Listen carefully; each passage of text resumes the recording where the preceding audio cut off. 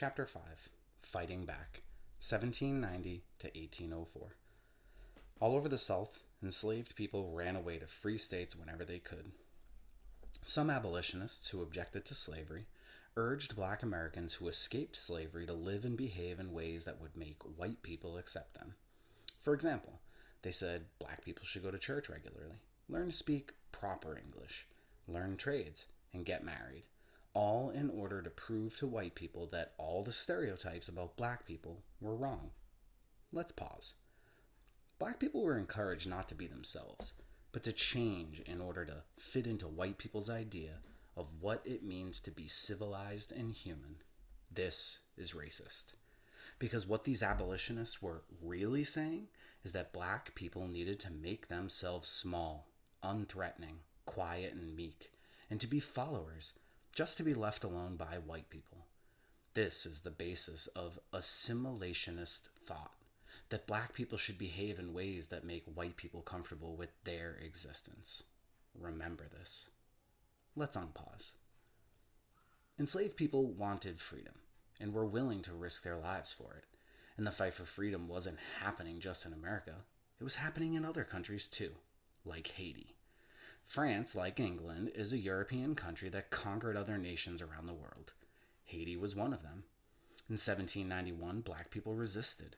Close to 500,000 enslaved Africans in Haiti rose up and fought against the French. And they won. And because of that victory, Haiti, not the United States, would become a symbol of freedom. And that was scary to all the American enslavers because they knew the Haitian Revolution would inspire enslaved people in America to fight back too.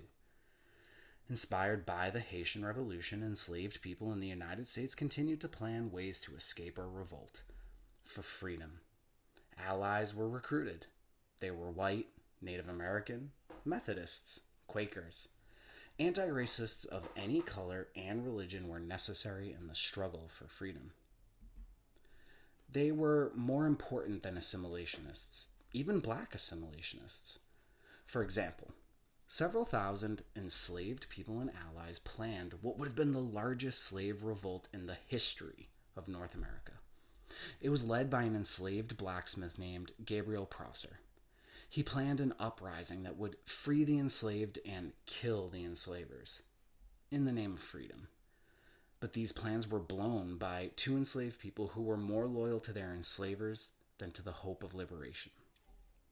This failed revolt left enslavers scared that they would be next and that they might not get tipped off first.